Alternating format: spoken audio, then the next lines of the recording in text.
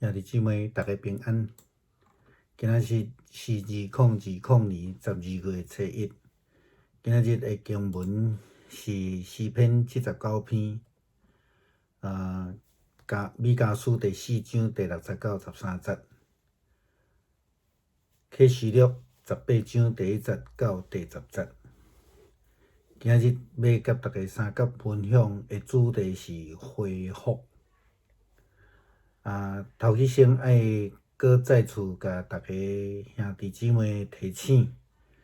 咱养成读圣经的习惯，是应该爱先甲经文读过，然后才来听牧师的分享。我想着普通时咱咧读圣经嘛是共款，爱读圣经本身，毋通去找迄个注解册，也是讲人写好的分享做第一。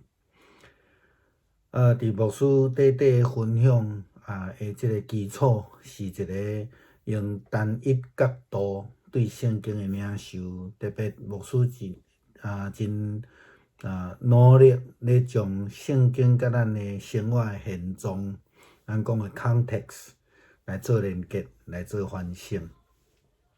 这并袂当代替经文的本身。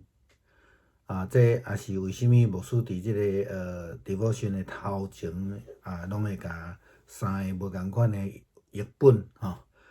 甲伊整理列出来，互大家来看的一个原因。进入今日的主题，就是讲伫末世的境况，咱会当看见讲是混乱的。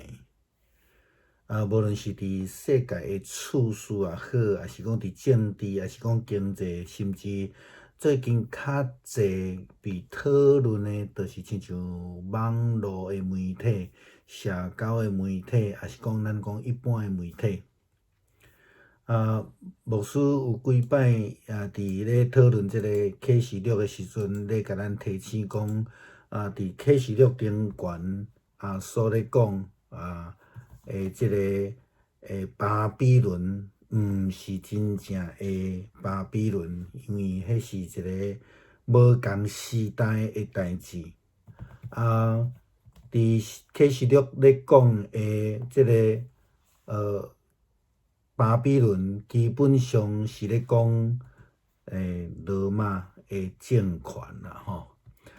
为什么会用安尼？因为当初是因袂使明白来指责执政者，所以用即种的譬喻的方式来讲，用巴比伦咧，其实咧表达的是讲一个咱咧讲极权的政治，也是讲一个真有影响力的一个权力本身伫迄个所在。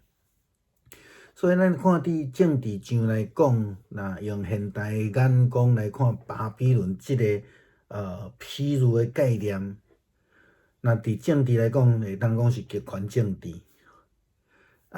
其实阁有其他的物件，比如讲，亲像当初时罗马政权安尼，要对遮个弱小的国家有即个掌握权，还是讲咱拢会当甲即种启示录的譬喻来当做即个巴比伦，就是讲所有想要甲别人影响的即种的权柄。台湾最近咱的 NCC 投票否决中天新闻的续约的代志，原因是因为中天用掌握着即个媒体权，伊做真侪安尼无有是非，做出无事实的报道，想要来影响大家的认知，想要来影响台湾人对是非的判断。其实毋是干那台湾发生即种代志，其实伫美国也有真侪所谓的主流媒体最近也被发觉因有做类似的代志。伫今年美国的参议院也召开几若摆的听证会，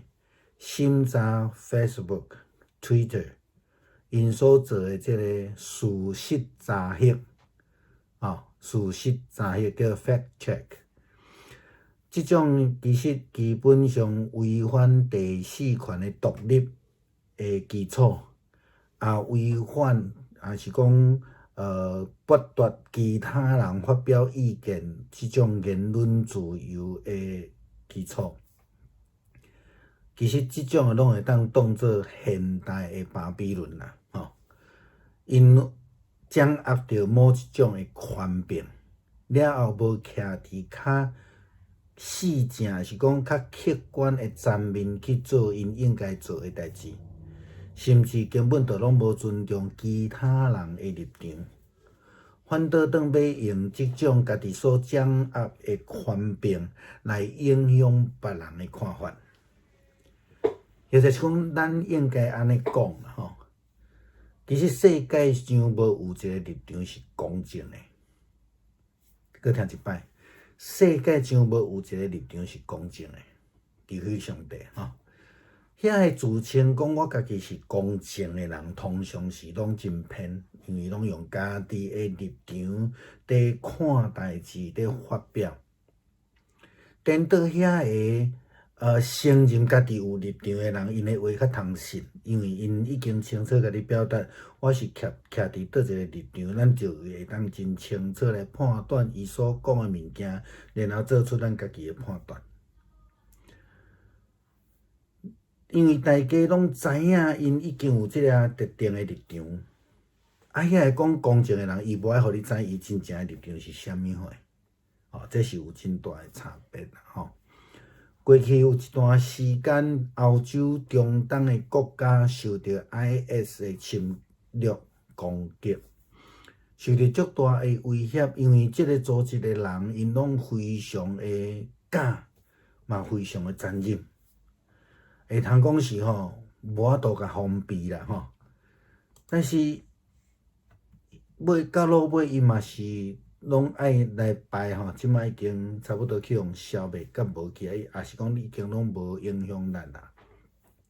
这就是今仔日个圣经弥迦书启示录所咧讲的代志。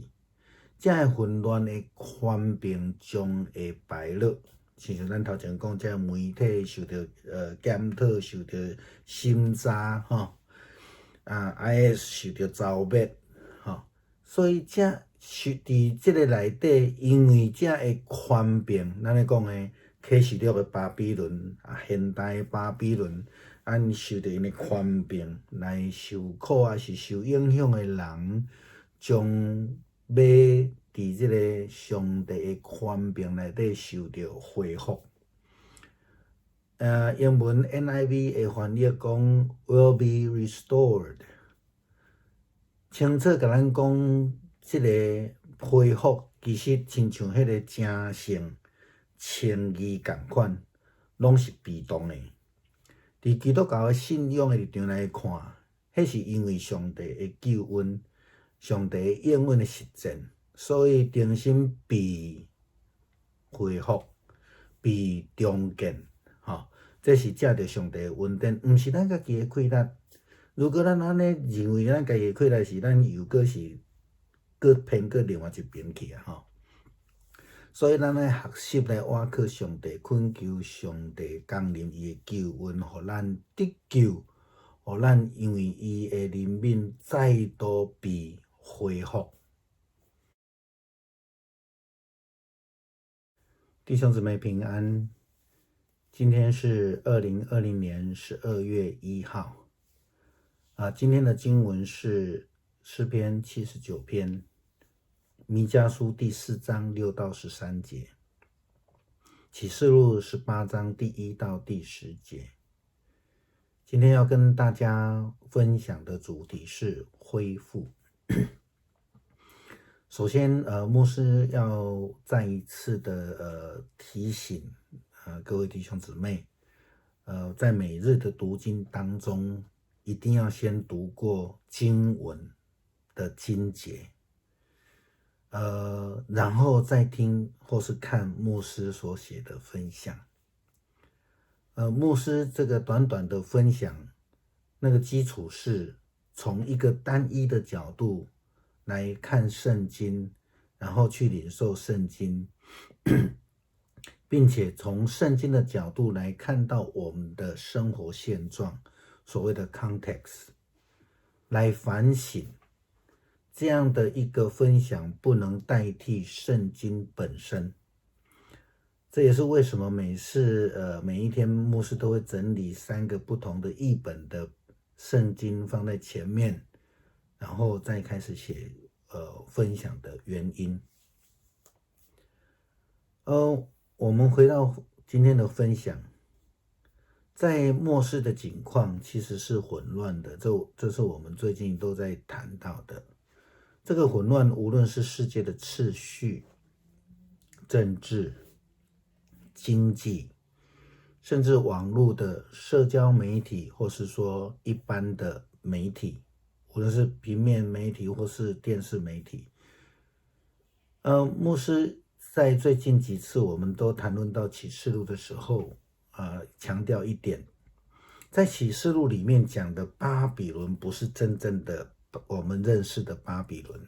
因为完完全全不同时代哈。其实这是一种类比式的，其实在启示录当时候的当权者是一个罗马政府，一个政权。那从这样的概念上面，我们怎么样思考今天我们在看启示录的里面所比喻的巴比伦？那我们的巴比伦是什么？我们知道启示录的巴比伦是在讲罗马政权，那今日的巴比伦是什么？那我们可以说政治上来讲，就是那些所谓的集权政治，像中共啊，像北韩啊，一些地区哈，他们想要利用他们的权柄对国民、对外国的国民，甚至其他弱小国家来展现他们掌控权。我们也可以把他看作这个启示录中暗喻的这个巴比伦，就是现代的巴比伦。那我们看看，刚刚有谈到媒体，台湾最近 NCC 投票否决了中天新闻的这个续约，原因是因为中天他们以握有这个媒体权而擅自非为。他们时常做出一些不实的新闻报道，然后试图影响台湾人民对事情的这种是非的判断。无独有偶的，不是只有台湾发生，在美国，我们所谓的许多的主流媒体也发生类似的事件。所以甚至引发到最近我们看到美国的这个参议院呢，召开了好几次的听证会。审查了 Facebook 还有 Twitter